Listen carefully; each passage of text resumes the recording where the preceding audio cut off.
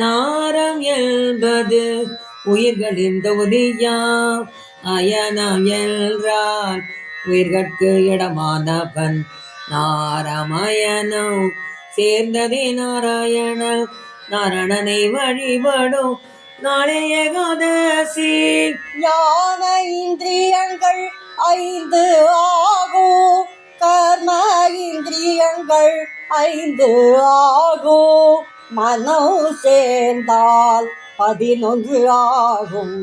11 குறிப்பது ஏகாதசியா. மார்கழி மாதத்தில் வரும் ஏகாதசியை வைகுண்ட ஏகாதசி என்றே அழைப்பார். கீதா ஜெயந்தி நாள் என்பார். ஹரிதனம் எல்லாம் நாரணனின் நாளே. நாராயணன் மேனியில் தோன்றிய கண்ணியே ஏகாதசி என்னும் பெயரை பெற்றாள். சிம்பவதி புகையில் நாராயணன் உறங்க முடாசுரனை போரிட்டு கொன்றாள் ஏகாதசி.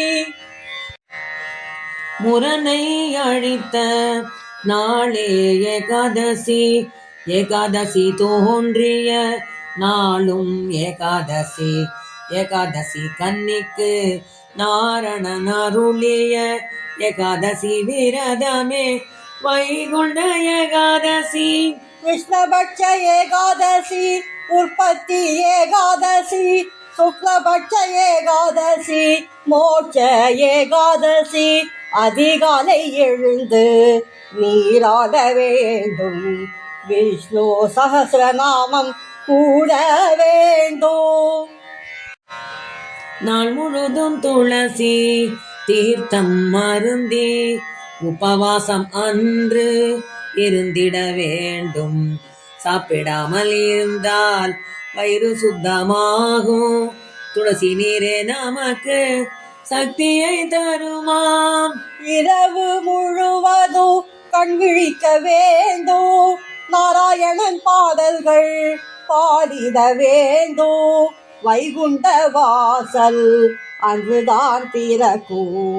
வணங்குவோர்க்கு மோட்சம் அன்றுதான் கிடைக்கும்.